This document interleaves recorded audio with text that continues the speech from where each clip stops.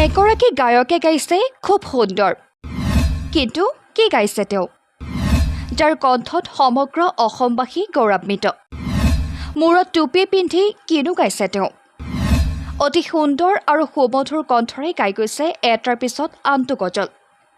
এইবাৰ নবীজীৰ জন্মৰ গজলৰ পিছত অসমবাসীক দিছে নতুন আন এটি গজল। বৰ্তমান চলি আছে মহৰমৰ মাহ, যাৰ বাবে তেওঁ নিজেই লিখি নিজেই গাইছে এটি মহৰমৰ গজল। তেওঁ নিজেই লিখি আৰু নিজেই গায়। তেওঁৰ ঘৰ মঙলদৈ বাঘপৰিত। তেওঁৰ নাম হৈছে ছাদ্দাম হুছেইন মাজহাৰী। গজলটি ভাল লাগিলে শ্বেয়াৰ কৰি আন 10জনকো দেখাৰ সুবিধা কৰি দিব। তেন্তে পলম নকৰি শুনাই দিছোঁ এই সুন্দৰ সুমধুৰ গজলটি। বছর ঘরে আসলো আবার মহরমের মাস, আজি মুসলিম জাতির মনে কান্দে, মুসলিম জাতির মনে কান্দে, আই হুসাইন আই রে আই। বছর ঘরে আসলো আবার মহরমের মাস,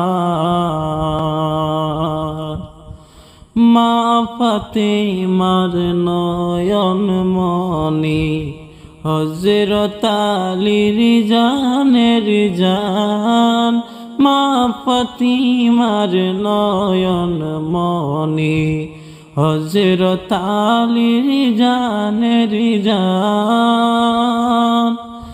ইমাম হোসেন শহীদ হইল দোস্ত কারবালায়, শিমর সরি চালাও ধীরে ধীরে, জয়নালের কান্নার আওয়াজ আমায় শুনতে দাও একটু আমারে।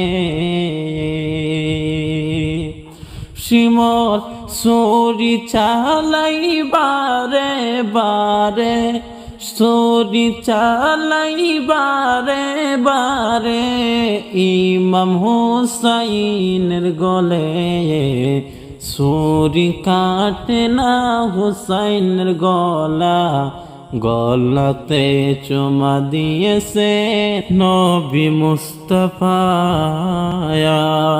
মহরমের চাঁদ উঠিলে মুসলমানের অন্তর কাঁপে, হাই হুসাইন হাই হাই বলে ডাকে।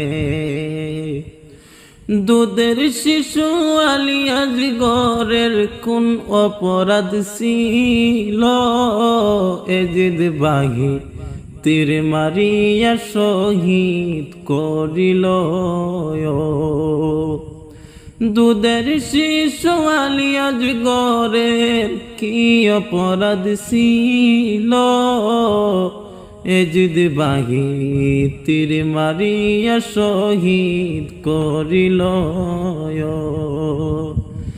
আজি বছর ঘুরে আসলো আবার মহরমের মাস, কান্দে মুসলিম জাতি প্রায়।